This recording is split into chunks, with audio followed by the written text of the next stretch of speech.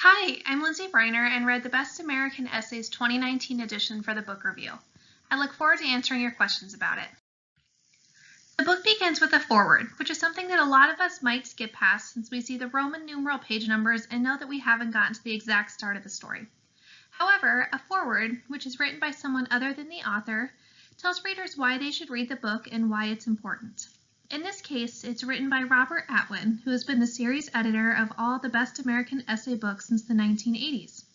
He chose to focus on George Orwell's view of how information was spread during his time. You might recognize George Orwell's name from the book's Animal Farm in 1984.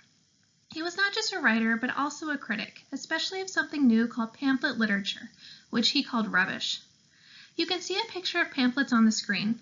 They're small booklets of information that could be easily printed and passed out, but they weren't peer-reviewed or edited the same way a reliable source would be.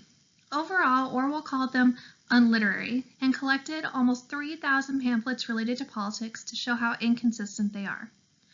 This is the first hint we see at how much of a political undertone this book will have, since the foreword mentions events such as the 2016 election and Brexit. Orwell's works were influential when it comes to the landscapes of politics in his day. Essays, especially like the ones in this book, can do the same. The foreword also explained the process of how the essays in this book came to be. The Best American Essays series has been going on since 1986. You can submit your own published essay to their website by February 1st of that year. You don't even have to have somebody else nominate you. Every year a new guest editor is chosen, and they are the ones who pick the top 20 essays of the year. The guest editor for this 2019 version is Rebecca Solnit. This brings us to the introduction. An introduction is still in Roman numeral page numbers, but it introduces readers to the main topics of the work and prepares them for what they can expect. Solnit is an author and activist, and her definition of an essay is a place where the experimental and categorical, the first-hand and the researched, converse, question, or just dance in each other's arms for a while. She also wants to be reflective, accurate, and able to re-examine old problems. After reading the essays in this book, it's clear that she used these 3 bullet points as a checklist to make sure each essay she included had all of these individual parts. She goes on to give an overview of a few of the essays in the book and explain how it individually fits her definition. She also tells her audience that we live in an essayist age, and that one small essay can lead to another small essay that snowballs into a bigger idea.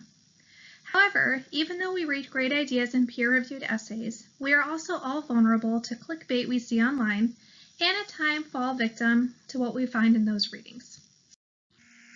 After the introduction, we start reading the 20 essays that were chosen.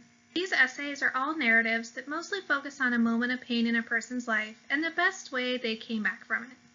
Some of the topics include death, personal trauma or assault, struggle with mental health, and disconnect between family members. One example is an essay titled Death of an English Major by Gary Taylor. Taylor was the department chair of the English department at Florida State when Mara Bickley, an English major, was murdered. He wrote about the painful struggle he faced when he had to manage the grief, despair, and rage caused by the political murder of one of his students. He encouraged others with his idea of the best way to come back from it. He wanted his students to remember her and, since they were English majors, write about the particulars of her beautiful promise. This book was very politically based, not only mentioning the current events happening, but also the political fallout that happened around them. Essays were particularly chosen if they included a combination of possible topics. For example, in Stories of a Life, the author discussed immigration and being transgender. All of this also focused around living and working in Russia. In We Are Not the Resistance, the 2016 election and makeup of the Supreme Court were both discussed. It wasn't just a story about Russia or just a story about the Supreme Court, but by adding multiple topics in one essay, then the authors were able to explain how their life was impacted by these events. My favorite essay was My Father Says He's a Targeted Individual. Maybe We All Are. In this essay, Jean Guerrero describes her father's belief that he's being watched by the CIA and details the research she did to see if that was a possibility. She decides that it was her duty, as a journalist and daughter, to investigate the possibility what he said was true. While she remained skeptical that he was being harassed and given electric shocks by the government, she made an interesting connection. She uncovered the way that social media and Google can use the information from posts and searches to target people by means of advertisements. So even if we're not being watched by the CIA in the stereotypical way conspiracy theorists often say they are, we may still be being watched. This was my favorite because I have a personal connection to it. I recently watched The Social Dilemma, a documentary on Netflix that highlights the way that algorithms on social media sites can control what advertisements and posts you see on your feed. This essay reminded me of that documentary, but Guerrero compared her father's schizophrenia to the average citizen's screen time. I know that I'm one of those citizens being influenced based on my time spent on the internet and with social media apps. Excerpts from her essay include descriptions of her father, such as how he sounds much more well-read than you might think a paranoid schizophrenic might. He cited patents, research, and the central role of a real CIA mind control program that ran from 1953 to 1973, when he explained to her that he knew he was being watched. He also describes a time when he wanted to give up his freedom by willingly going to a Mexican jail in hopes that they would keep him safe from the CIA. She says that we are surrendering our free will on our own, bit by bit, to Amazon, Facebook, Google, and other clients, as well as wearing sensors on our bodies, such as the GPS and the camera on your smartphone. She proves the idea that we are giving up our freedom willingly and being watched by citing a study. In 2012, Facebook secretly tampered with the news feeds of nearly 700,000 people, manipulating the ratio of emotionally positive to emotionally negative posts, then monitoring the subsequent activity of the users. The more positive posts a person saw, the more likely they were to post a positive post on their own, and vice versa with negative posts.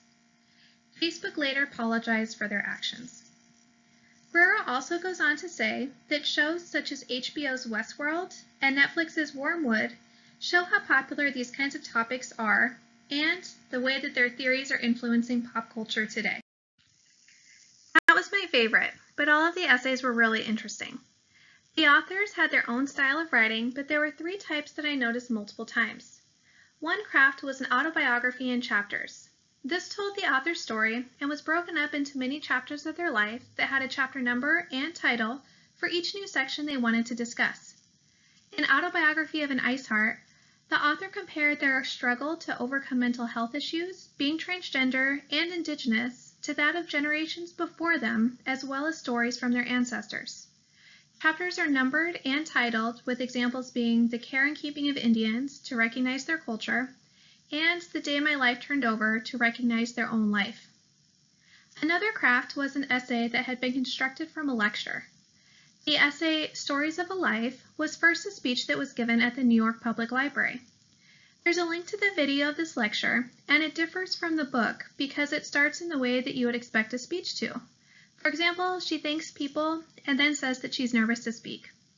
Ultimately, she begins with, "The topic of my talk was determined by today's date," which references the day of the event she's speaking on. The third type of craft is a comparison of 2 lives.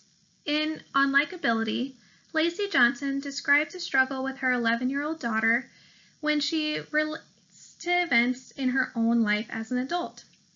Her daughter thinks that nobody likes her because she has done something weird or bold. Johnson, who is a professional writer, realizes that her writing has been described in the same way, and people have said horrible things to her because of it.